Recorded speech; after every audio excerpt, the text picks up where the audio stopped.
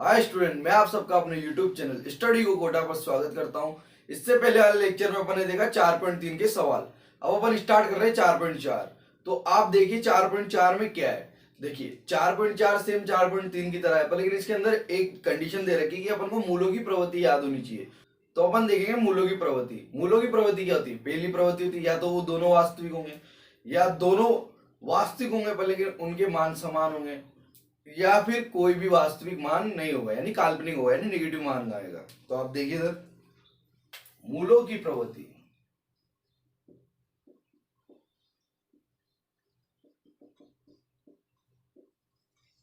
मूलों की प्रवृत्ति क्या होती है? इसकी प्रवृत्ति तीन प्रकार से होती है। अपन ने देखा था विविक्तिकर का फॉर्मूला, मैंने आपको बताया था श्रीधराचार्य सूत्र में।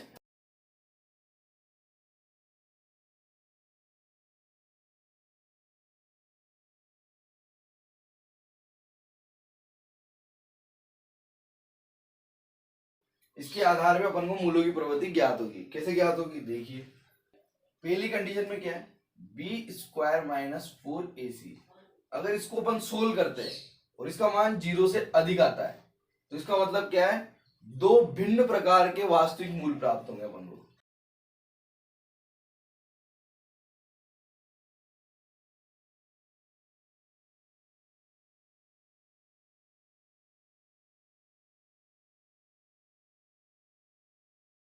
दो भिन्न प्रकार के वास्तविक मूल। और तीसरी कंडीशन,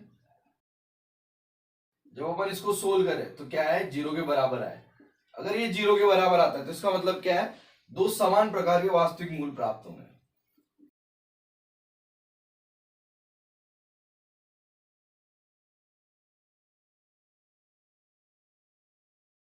और यदि अपन बी स्क्वायर माइनस 4ac को सोल्व करें और इसका मान 0 से कम आए, 0 से कम आए, 0 से कम यानी नेगेटिव में आए, तो क्या होगा,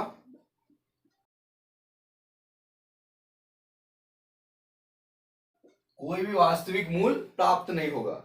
ये अपनी तीनों कंडीशन है। पहली कंडीशन, अपन अगर सोल्व करते तो 0 से बड़ा मान आ रहा है तो इसका मतलब दो भिन्न प्रकार के वास्तविक मूल प्राप्त होंगे। दूसरी कंडीशन, जब अपन इसको सोल्व करें बी स्क्वायर माइनस 4ac को, अगर 0 के बराबर आ रहा है इसका मतलब दो समान प्रकार के वास्तविक मूल प्राप्त होंगे। इसी तरीके से इसको जब अपन सोल्व करते हैं बी स्क्वायर माइनस 4ac को, तो यदि इसका मान नेगेटिव में आता है यानी 0 से कम आता है तो कोई भी वास्तविक मूल प्राप्त नहीं होगा। तो कौन सा प्राप्त होगा? काल्पनिक मूल प्राप्त होगा यानी नेगेटिव मूल प्राप्त होगा। तो आप इसको नोट कीजिए।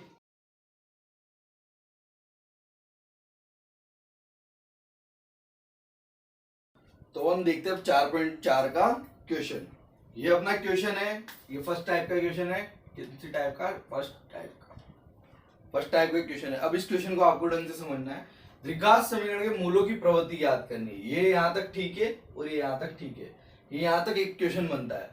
और अगर इसके आगे में पूछे कि वे वास्तविक हो उन्हें ज्ञात कीजिए, यानी कि आपको बोर्ड में देता है कि वास्तविक हो वही ज्ञात करना है आपको, तो अपन कैसे ज्ञात करेंगे? यहां तक तो अपन सारे क्वेश्चन सोल्व करेंगे, फिर उसके आगे अपन स्पेशली वास्तविक होगा तभी सोल्व करेंगे। तो देखिए आप यहाँ पे, ये अपन को क्या दे रखा है, द्विघात समीकरण। तो अपन को याद है जब अपन को द्विघात समीकरण दे रखा है तो अपन इसके मूल निकालते हैं। कैसे निकालते हैं? श्रीधराचार्य सूत्र से। उसके पहले क्या करते हैं अपन, विभक्तिकर से चेक करते हैं। विभक्तिकर से चेक करते हैं, वो क्या होता है, बी स्क्वायर माइनस 4ac। इसमें क्या करते हैं, वैल्यू पुट। इसकी तुलना किससे करेंगे? इसकी तुलना करेंगे अपनी द्विघात समीकरण से, ax square b x plus c बराबर 0 से। इससे क्या करेंगे, तुलना। तुलना करने के बाद अपने पास a की वैल्यू क्या आएगी, b की वैल्यू क्या आएगी, b माइनस 3 क्या आएगा, b। a कितना आ रहा है, 2, c कितना आ रहा है, 5। तो इसको सोल्व कर लेते हैं अपन। 3 का स्क्वायर कितना होता है, 9, और माइनस इंटू माइनस प्लस हो गया, और ये 5 10 1 40, तो ये क्या हो गया, माइनस का 31। अपने पास आया माइनस का 31। मैंने आपको अभी थोड़ी देर पहले बताया मूलों की प्रवृत्ति तीन प्रकार की होती है। पहली, दो मूल बराबर होते हैं, या फिर दोनों भिन्न होते हैं। तीसरी, या फिर कोई भी वास्तविक नहीं होता। तो ये वही कंडीशन है, क्योंकि इसके अंदर क्या हो रहा है, जो इसका ये b माइनस 4ac का वैल्यू आ रहा है ना, वो 0 से छोटा आ रहा है। अगर 0 से छोटा आ रहा है तो इसका मतलब क्या है कि ये इसके मूल कोई भी वास्तविक नहीं है। तो अपन यहां पे लिखेंगे अतः कोई भी मूल वास्तविक नहीं है। वास्तविक नहीं है मतलब काल्पनिक है। ये अपना क्वेश्चन इस जगह समाप्त होता है। अब अपन देखते हैं दूसरा क्वेश्चन। इसमें भी क्या करेंगे, अपने पास द्विघात समीकरण है, इसे अपन को क्या करना है, कंपैरिजन। अपन यहां पे लिख सकते हैं द्विघात समीकरण ax square plus b x plus c बराबर 0 से कंपैरिजन यानी तुलना करने पर क्या करेंगे, तुलना करेंगे तो क्या आएगा, a बराबर कितना आएगा 3, b बराबर कितना आएगा -4√3, c बराबर क्या आएगा 4। पुट करेंगे और पुट किस में करेंगे, अपनी विभक्ति कर वाले फॉर्मूले में लिखते हैं अपन यहाँ पे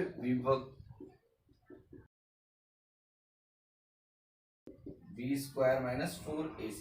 ये तो अपन को मूलों की प्रवृत्ति चेक कराने में मदद करता है, तो अपन चेक करते हैं इससे -4√3 होल स्क्वायर -4, a कितना दे देगा 3, c कितना दे देगा 4। तो अपन इसको सोल्व करते हैं 16 × 3। ये तो आपको पता ही है 4 का स्क्वायर 16 होता है और √3 का स्क्वायर करेंगे तो स्क्वायर से रूट कट जाएगा, 3 बचेगा। -16 16 × 3 कितने होते हैं 48।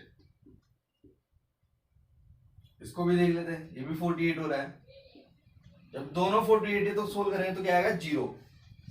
अब मैं आपको बता चुका हूं कि जब विभक्ति कर को अपन सोल्व करें तो सोल्व करने के बाद यदि 0 आए तो क्या होगा, वो होगा 0 के बराबर हो गया। तो अपन क्या करेंगे, अपन को पता है अगर 0 के बराबर है तो इसके दोनों मूल क्या होंगे, समान होंगे यानी बराबर होंगे दोनों मूल। तो अपन लिखते हैं यहाँ पे अतः ये अपना इस जगह तक का क्वेश्चन इस जगह समाप्त होता है। इस जगह अब ये बोल रहा है कि वो वास्तविक हो तो उनको भी याद करना। तो वास्तविक हो तो अपन को मूल भी निकालना, तो मूल भी निकालेंगे फिर।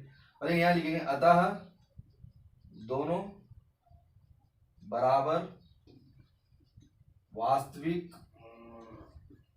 मूल प्राप्त होते हैं, प्राप्त होंगे। ये अपन ने यहां तक लिख लिया।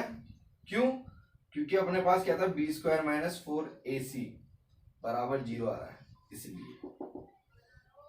तो अपन अब इसको आगे सोल्व करेंगे, क्या लगाएंगे, श्रीधराचार्य सूत्र या द्विघात सूत्र, दोनों नाम एक ही, कोई सा भी लिख लो आप। क्या था -b plus √b square -4ac upon 2a -b यानी b की वैल्यू कितनी है -4√3 प्लस माइनस इसको अपन ने सोल्व किया, क्या आया था अपने पास 0, 2a कितना दे रखा अपने पास 3। अब इसको थोड़ा और सोल्व कर लेते हैं इधर की साइड। इसको सोल्व करेंगे तो आएगा 4√3 प्लस माइनस 0/6। अब अपने पास यहां पे क्या बनती है, दो कंडीशन। तो अपन देखते हैं पहली स्थिति क्या बनती है, पहली स्थिति बनती है पॉजिटिव वाली। क्या करेंगे, पॉजिटिव बोलेंगे तो 4√3/6 आ जाएगा।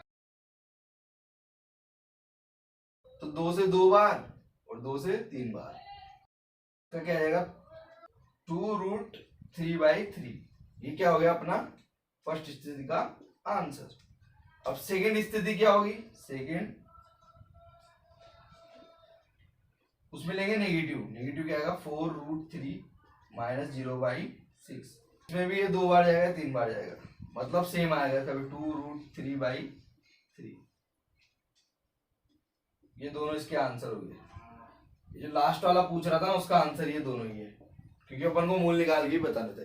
तो अपना क्या फायदा हुआ, अपन ने विभक्ति कर से पता लगाया कि इसके मूल वास्तविक में बराबर है तो कोई दिक्कत नहीं, एक निकालते अपन को दूसरा ही प्राप्त हो गया। अगर भिन्न भिन्न होते तो अलग अलग निकालते, अगर कुछ भी नहीं है तो निकालते ही नहीं ऐसे। तो देखिए आप इस क्वेश्चन को, अगर आपको इसके जैसे क्वेश्चन करने हैं तो देखिए आप यहाँ पे एग्जाम्पल नंबर 16 और एग्जाम्पल नंबर 18 सेम इसके जैसा क्वेश्चन है, आप प्रैक्टिस के लिए कर सकते हो।